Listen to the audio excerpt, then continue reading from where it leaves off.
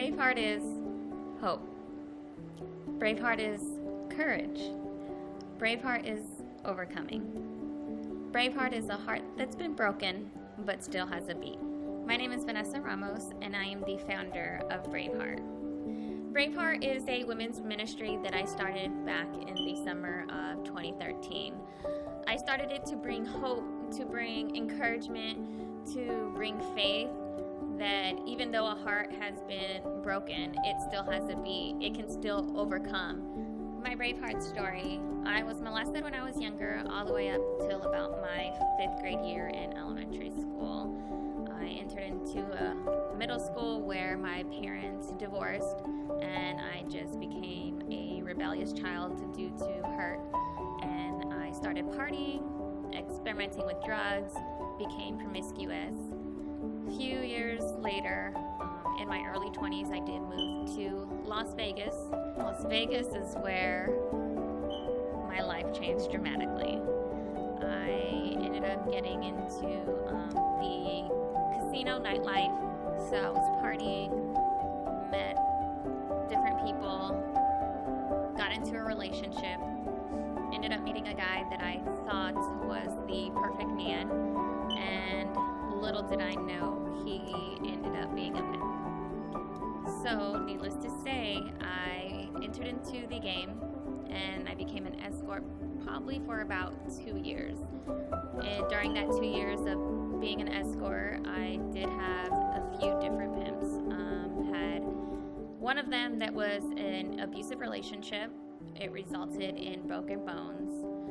After a few years of being in the game, I decided to leave. I can remember when my turning point was. I had just walked away from the abusive relationship that I was in that resulted in the broken bones. And so I was still in the game, and I had came home and my house was broken into. So a significant amount of money was taken from me, and I had nobody to call because it was about 2 o'clock in the morning. I called a handyman to come and fix the door, and he came over. He happened to be Christian, and when he was leaving, he started asking me some questions about what I did. And so I was honest with him, and I told him that, I was escorting. And so he asked me if he could pray for me. And I said yes, and so he prayed for me, and that was the start of this spiritual journey that I began. Shortly after that, I started attending church. At this time, I was still in the game, and the more I went to church, the more that I didn't want to be in the game. And so I can recall 1 month prior to me actually walking away from the game, I had made $8,000 in 1 month.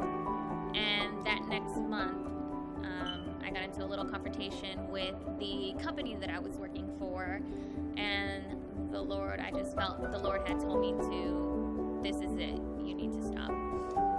Shortly after, I was introduced to enter into a Bible college.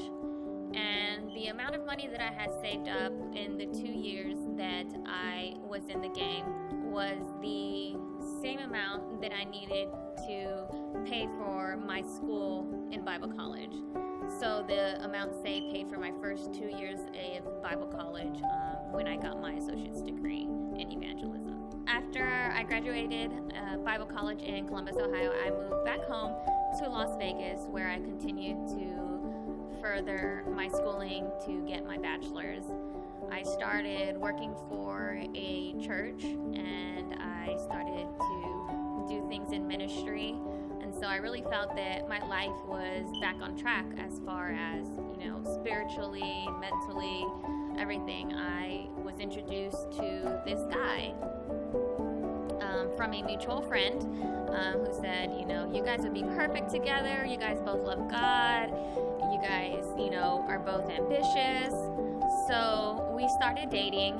Shortly after I started dating this guy, I found out that he was dating somebody else at the same time as me, who he made officially his girlfriend. I had to find out through great old social media. And when I found out, it broke me. It was the end to everything at that time. I was so hurt. I was so broken. I felt betrayed. I felt rejected. Every negative emotion that you think had came back, and it was just like a ton of bricks hit me, and I didn't even know how to survive, I guess is to be the best word. It was just so hard. I didn't want to wake up to see the next day, because I just didn't understand how could this guy who says that, you know, he loves God and everything do this to me, and not even have the audacity to even tell me. My life just felt like it was at a standstill. I had to learn how to pick up the pieces. And during this process of learning how to pick up the pieces is what brought on Braveheart. As I was sitting at a stoplight, just as a thought, Braveheart came. And as soon as Braveheart came a heart that's been broken but still has a beat.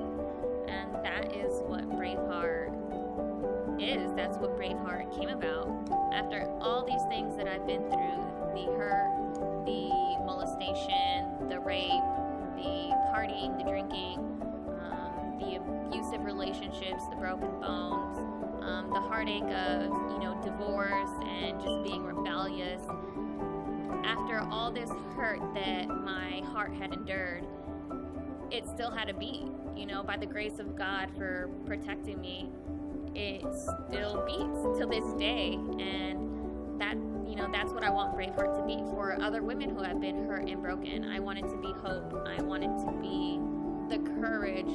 I want it to be the encouragement that somebody else needs to go ahead and move on with their life, or to go ahead and pursue their dreams, because life doesn't end at a broken heart. So even though your heart has been broken, it still has a beat. That beat is a sign that God still has so much more for you. It's a sign of hope. It's a sign of encouragement. It's a sign of overcoming the hardest battles that you feel that you have faced. Even after all, God still has something in store for you. He still has a story. He still has a Braveheart story. Braveheart is more than a ministry. It's a movement. If my story can help you, your story can also help someone else by sharing our story